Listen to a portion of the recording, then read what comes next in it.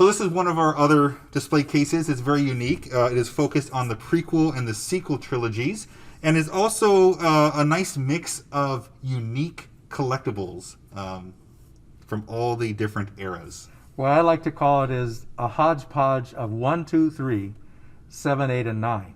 Yes, exactly. And there are some unique items here that we would like to showcase. So, Paul? Yeah, let's jump right into it. So in 1999, the prequel trilogies launched with Episode 1, The Phantom Menace. And with this new movie came the opportunity, or advertisers and Lucasfilm saw the opportunity to collaborate and, I don't want to say slap everything with a Star Wars logo on it, but slap everything with a Star Wars logo on it and try to sell it. It was a huge, huge deal that these prequel trilogies were being made. Before then, it was the dark times. Since 85 to mid-90s, there was no Star Wars, no mention of Star Wars. It was kind of just, it'd be on cable here and there, or Sci-Fi Network or something, but it wasn't in the forefront of everyone's mind. So in 99, when they created the prequels, it became forefront and one of the largest anticipated movies yet to come. And this is one of the merchandising campaigns. This was from Pizza Hut, and this is a Queen Amidala Pizza Hut box. Now, this is unused. If I open this, it does not have cheese stains in it and stuff. It is an unused box that they gave me from the store back in 1999. But this is an example of a merchandising campaign.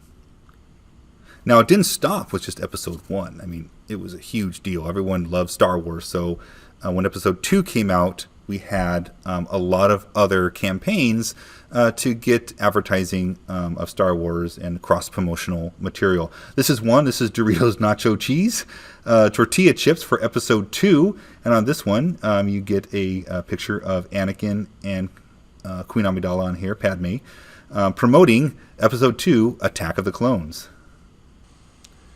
So another item here we have is the fast food children's meal promotions. So, for example, this Burger King fry bag, if I flip this around, you'll see has R2-D2 on it. So that's what your small fries would come in.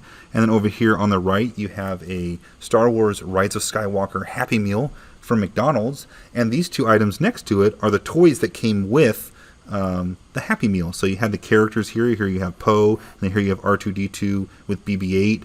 And then you would turn this around, and inside it had a little bit, it had a viewfinder that you can see different characters inside the little viewfinder in here. But they had all different types of characters: Poe, Rey, Darth, even the original trilogy, Vader, Emperor. They went through the whole movies and stuff. But the Happy Meals is a very big promotion when it comes to the Star Wars saga. Okay, what we have here, actually, I won in a raffle. Paul and I got tickets to go see The Last Jedi. And when, before the movie began, they were going, giving away different kinds of prizes. These books, at least to The Last Jedi, are written in the style of William Shakespeare. So as you can see on this one here, it says Jedi the Last, of course, The Last Jedi. And then this one, The Jedi Doth Return, meaning Return of the Jedi. So what's really fascinating is that it is written in the style of Shakespeare. But if I may, from the one book, or I should say all the books, they also put in the crawl, but in Shakespeare. So in this one, my favorite line is, "In time long ago begins our play, and hope-filled galaxy far, far away." So on each book, and I checked, because I got, that'd be 8 of them, they follow the style. So I'm going to try to look it up on Amazon, Pavlo, to see if I can find episode 9. Complete the saga. Exactly, or at least complete the set. But it's fascinating to read them, because this again happened a long time ago. But and you could even see the artwork on Java. he's wearing like a Shakespearean type hat. And of course, the Jedi already are dressed like in that style anyway, so they kind of fit right in. But I thought that was unique, especially that I won and I work in a library. Yeah, exactly. All right, so here we have a little collection of kind of oddball Star Wars items. You'll see here we have on the side here, Star Wars, Attack of the Clones, this one's Return of the Jedi, lottery tickets. So this was by the California Lottery Commission, and they actually had scratchers made for Star Wars that came out for a while. They're $2. These are not winners, so yeah, too bad. Yeah, and they're not winners, but a good investment. Yes, and a good collectible, right? There you go. Very good to have. So very, very unique kind of, hey, Star Wars isn't anything. If you made it on a lottery ticket, you've made it huge.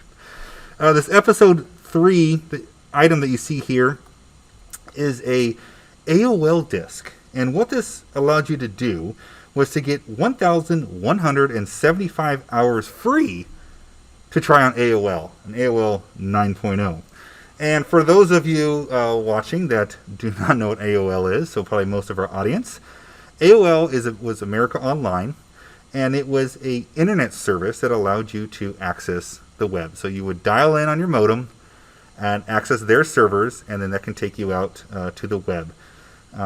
Check your email, things like that. So this was a way for people to have access to the internet. And you'd get the CD and load it on your computer, and then you would get, because at that time we didn't have unlimited internet. You had to pay by the hour. So this gave you 11.75 free hours to use the internet. After that, you had to pay so much per month for whatever hours package. Kind of like back in the day, or some of you may still have, they still have the packages on your cell phone, like only so many minutes or so much data. 2 gigs of data, 4 gigs of data, 6, 20, things like that. You'd have hours on the internet. The item in the middle is the Star Wars Force Awakens Google Cardboard by Verizon. And what this would do is you would put your phone inside the item here, flip it over, and then using the Google Cardboard app, you would look through it and it'd look all 3D and stuff. So there were certain programs from Google that would it would split the screen and it would make it look all 3D for you. And you can move around and it would look kind of like, a very, very cheap Oculus Rift type item. And then, of course, I don't think they sell these anymore, but a TV guide. So back before the internet and all kinds of, long time ago in a galaxy far, far away, you would have to look inside these books to know what the heck was on TV. All right, so you look inside and say Tuesday at 7 a.m. or Thursday at whatever, and it would tell you what was going to be on. You didn't have a guide like you do now on DirecTV or whatever, Hulu or whatever you're using. So TV Guide was huge, and it also had interviews and stories and stuff, with ads, about the entertainment industry. So this is one about R2-D2, The Untold Story. Okay, first of all, interesting story, interesting fact. You see before you my entire collection of Star Wars on Blu-ray. Believe it or not, Paul and I, should a Star Wars movie show yeah, right? anywhere, I know what you're talking about. we will stop and watch it with commercials, even though we have the entire set. Yeah, I'll be flipping through the channels, seeing what's on, and it says, Star Wars on TNT or TBS or whatever it is, and I'm like, I end up watching with commercials. When we have the Blu-ray, we have Disney Plus, we have it everywhere, but I still watch it with commercials sometimes. And to tell you the truth, I also bought the first trilogy, second trilogy, 4, 5, and 6 on video cassette, and I still have those video cassettes someplace, but I can't find them. But I also have the DVD versions of it, especially the first trilogy, 1, 2, and 3. But when they came up with Blu-ray, I had to get the Blu-ray. Of course. And then Best Buy started focusing on distributing their Blu-ray discs in a steel case compartment. So the DVDs are there, but it's all metal. And so now, but you got to order fast. So if a movie is coming up that you want, and you want it in these really nice cases, you need to definitely put an order in. And I remember, after we kind of went into isolation with the COVID thing, the Rise of Skywalker, I had ordered it, but I usually order it close to my house. But if I'm at work, I would just pick it up at Best Buy in Glendora. Well, when I received the notice that it was ready for pickup, I went over and got it at the one close to me, and they couldn't find it. And then I went, oh no! So I had to travel all the way to Glendora from Monrovia in order to locate this. But oh my gosh, as soon as I got it home, I started watching it. So again, these metal cases are really fantastic the way they come in there. And you know that case is going to last. And like I said, any brand new film that's coming out or about to be released, they will put these in the steel case. Like the Marvel movies, they've done that. Yeah. Like in the DC movies, Wonder Woman and Justice League, they came in steel case as well. But it's got to be like a release, first release coming out, because they sell like crazy. And aren't they, for you collectors out there, aren't they different artwork? Yes. Right? It's a different look, so it's unique to the steel book. And it is very unique because they can still fall if they're not. Don't worry. And then inside the, I didn't get the steel case version of this because I don't think they made them in this size before. But it has all 6 movies, including bonus discs for the first trilogy and the second trilogy. So this one, beautiful case. I mean, it is plastic, but it's all there. And all I had to worry about was the new movies that just came out. And Paul was right. The artwork that's on these metal cases are different from the regular DVD or regular individual Blu-ray that are not steel case. Like in the Wonder Woman one, it's from the comic. It's not from the movie. And so is Justice League. Yeah. So it makes it unique. It kind of adds a little collector flair, collector flavor to the steel case.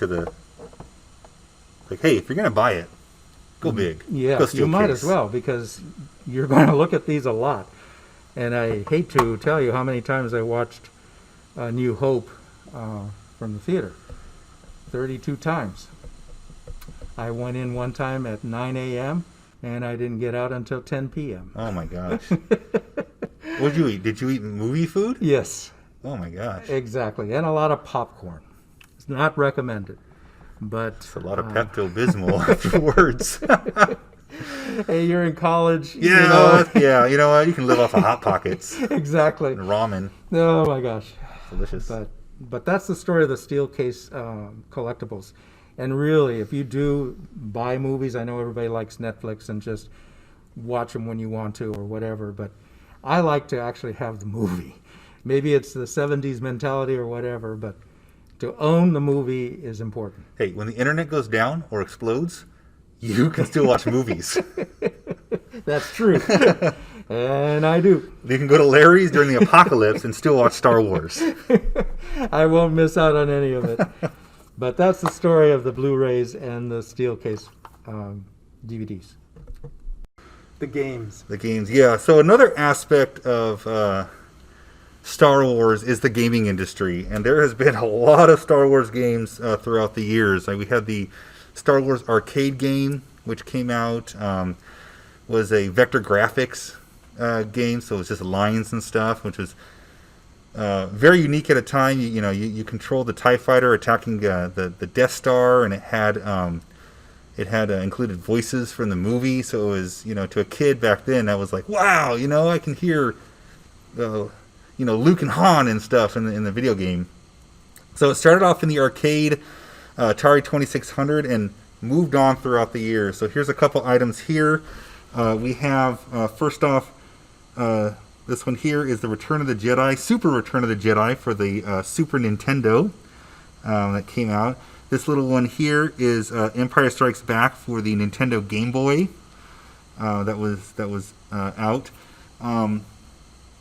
Now these are pretty cool. Then you start getting into like the computer games where the graphics started to get more better, and you were actually able to move around throughout the world. And these games here were some of the older, 90s games. This one started it off. This is Star Wars Rebel Assault.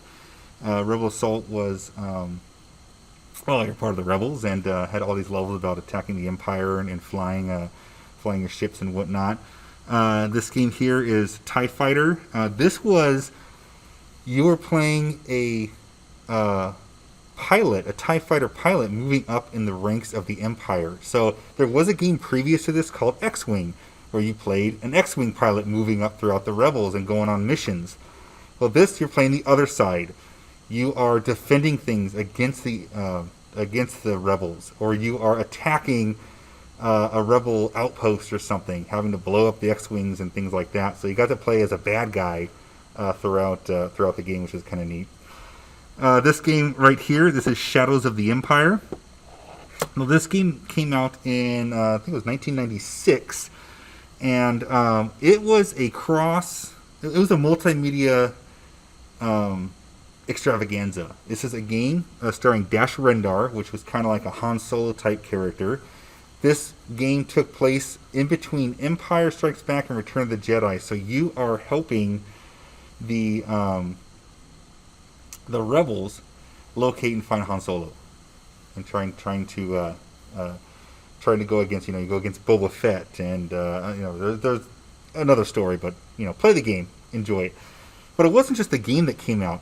A comic book came out, a soundtrack came out, a book came out. So it's kind of like this huge action figures came out, a huge event based off of this one game and stuff. So it was kind of neat, kind of Lucasfilm's way of making a Star Wars event without a movie, because it was still some time before. And then here, right in front and center, is not the latest game, but for the PlayStation 4, you have Jedi Fallen Order, where you play Cal, one of the Jedis that survived the Purge. Their master survived the Purge and hid him, and now he's beginning to learn to be a Jedi and following his way, and you got the Inquisitors involved and whatnot. So very, very fun game. And then also next to it we have Star Wars Battlefront 2. So if anybody ever played the Battlefront games, it started off back in the day with PC and I think the PS2, and they have the new ones out now for the PS4, Xbox and whatnot on the computer. But this is the Star Wars Battlefront 2 for the PlayStation Portable. That was a PlayStation handheld game, the PSP. So Star Wars has had video games across all different platforms, all different styles of games, and a lot of fun, a lot of hours spent, not wasted, spent playing video games. And of course, the games and everything that came after 4, 5, and 6. I mean, we really didn't know what was going to happen. I mean, Lucas always said there was going to be a story of 9, but it was never ever solidified that there was going to be a prequel or there was going to be something after Return of the Jedi. So the games just kept it alive. The stories kept it alive. These characters, for a drought of no Star Wars, you got something, at least to carry you over until you found out, oh, okay, they're going to make the prequels. Yeah, and it helped expand more stories. Yeah, totally. Whether it be adding more story to episode 1 or 2 or 3 or the original trilogy or whatever, it expanded on the characters you love. It introduced new characters that the game, some of these games play a background role to the movie. So you're like, oh, this happened because this person in the video game did X, Y, or Z. And it's like, oh, okay, so it all kind of intertwines and kind of adds more to the to the canon of the Star Wars movies. Did Lucas have he oversaw what was going on? I mean, LucasArts did, yeah. Okay. The LucasArts Studios, to keep it consistent. Yes. Throughout there. Now it's Lucasfilm, Disney. They have a different consistency on some of these, but they weren't any. It's not like a rogue developer could make a Star Wars game. Okay. It had to make sense in the timeline. Okay. Yeah. All right. So here's a few other items that are part of the cross-promotional kind of oddball items that you find with a Star Wars logo on it.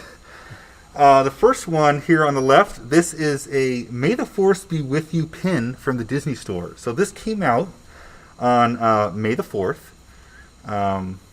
Naturally, yeah, May the 4th. In, what are the years on here? 2014. So May the 4th, 2014, this pin came out. And the only way that you were able to get it was to go to the Disney Store on May the 4th and purchase it there. And they only had so many. So as a collector, I got up early and got in line and got my pin. And this was made, and May the 4th Be With You, was on May 4th. Has now become kind of the unofficial Star Wars anniversary. Sorry, May 25th is the true anniversary of Star Wars when the first movie came out. But May the 4th is a play on words. Yes. For it. But of course, to me, I mean, I stood in line 6 hours at Grauman's to watch Star Wars. May 25th, yes. 1977. That's the history. That's the history. But it's a good play on words, May the 4th, and kind of, it puts Star Wars on the news and stuff. So and it's fun. on TV as well, The Big Bang Theory. That's right. They celebrated May the 4th. Yep. And they were trying to explain to Penny, well, it's not May the 2nd. It's not May the 3rd. And then she goes, I know where you're going. Yeah. I just don't understand. I don't understand this. I don't want to admit that you know. Check out The Big Bang Theory. Yeah. There's a lot of Star Wars references. A lot of good stuff. Yes. A lot of stuff that we relate to. In the center here, we have a Winter Circle NASCAR 1/64th scale Jeff Gordon Episode 1 NASCAR car. And this was in '99, and this was part of the big promotion of Episode 1. I mean, it was huge. I mean, Episode 1, oh my gosh, it's coming out. So, along with Pepsi and NASCAR, Jeff Gordon's car was wrapped in and promoted Star Wars. So you had on the hood, you had Qui-Gon and Obi-Wan there. I don't know how well he did that year, but either way, he had Star Wars. On the right here, you have a cup from the store FAO Schwartz. This is from the Star Wars Cantina in FAO Schwartz, Las Vegas. And FAO Schwartz is a toy store. And if you ever seen the movie Big with Tom Hanks back in the late 80s, yes, he's playing chopsticks on the big piano. Yeah. That's inside an FAO Schwartz in New York. All right, that's the New York FAO Schwartz. So that's what it is. And FAO Schwartz, I believe, is still around, probably New York because it was so famous. But they were all over the place in kind of like fancy areas. So FAO Schwartz was in the Caesar's Palace Forum Shops. It was a 2-story toy store inside there. It's not there anymore. But they at the second floor, they did have a cantina-looking area where you can buy drinks. You can get, nachos and snacks or whatever they'd sell. But the area had like a couple statues of the Cantina band members and some I believe they had couple alien-looking guys and stuff, Cantina aliens. And it had chairs there and stuff. It looked Star Warsy, and it played Star Wars music while you're inside there. It's just, it was an open area. But when you bought a soda, this is the cup that you would get in it. So it says Star Wars Cantina FAO Schwartz in Las Vegas. So a little collectible from the mid-'90s. And some trivia. I never knew that that the keyboard was actually from a store. I thought it was, part of what famous they just store. developed Yeah. for it. Oh wow, that's something.